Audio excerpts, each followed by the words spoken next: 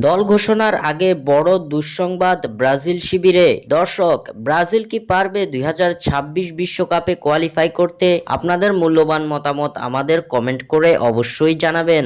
জুনের আন্তর্জাতিক উইন্ডোতে বিশ্বকাপ বাছাই পর্বে 2 ম্যাচে মাঠে নামতে চলেছে ব্রাজিল। 2026 বিশ্বকাপের মূল পর্বে এখনো নিজেদের জায়গাটা করে নিতে পারেনি সেলেসাওরা, যার ফলে জুনের উইন্ডোর এই 2 ম্যাচ ব্রাজিলের জন্য অত্যন্ত গুরুত্বপূর্ণ। বিশ্বকাপ বাছাই পর্বের পয়েন্ট টেবিলের চতুর্থ স্থানে অবস্থান করছে রাফিনহারা। এখন পর্যন্ত 14 ম্যাচ খেলে 6 জয়, 3 ড্র ও 5 হারে ব্রাজিল অর্জন করতে পেরেছে কেবল 21 পয়েন্ট। কানাডা, মেক্সিকো ও ইউএসএ তে অনুষ্ঠিত হতে যাওয়া 2026 বিশ্বকাপের মূল পর্বে জায়গা করে নিতে সেলেসাওদের জিততে হবে অন্তত 2টি ম্যাচ, যার জন্য তাদের হাতে বাকি আছে 4 ম্যাচ।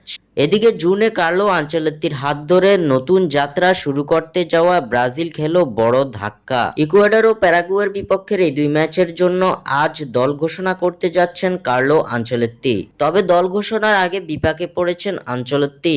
এবার ব্রাজিল দল থেকে ছিটকে গেছেন সেরা তারকা। হ্যামস্ট্রিং এর চোটে আসন্ন ব্রাজিলের স্কোয়াডে সুযোগ পাবেন না এনরিক। জানা গেছে ডান পায়ের হ্যামস্ট্রিং এর জয়েন্ট টেন্ডনের চোটে পড়েছেন এনরিক, যার ফলে ব্রাজিলের আসন্ন 2 ম্যাচের দলে দেখা যাবে না এই তারকাকে। রিয়াল মাদ্রিদে আনচেলত্তির অধীনেই খেলেছিলেন ব্রাজিলিয়ান এই স্ট্রাইকার, তাই তাকে দলে রাখতে চেয়েছিল আনচেলত্তি। তবে ইনজুরির কারণে এবার তা আর হচ্ছে না, যা ব্রাজিল সমর্থকদের জন্য দুঃসংবাদই বটে। স্বাক্ষর থেকে সাদবিন ইসলাম।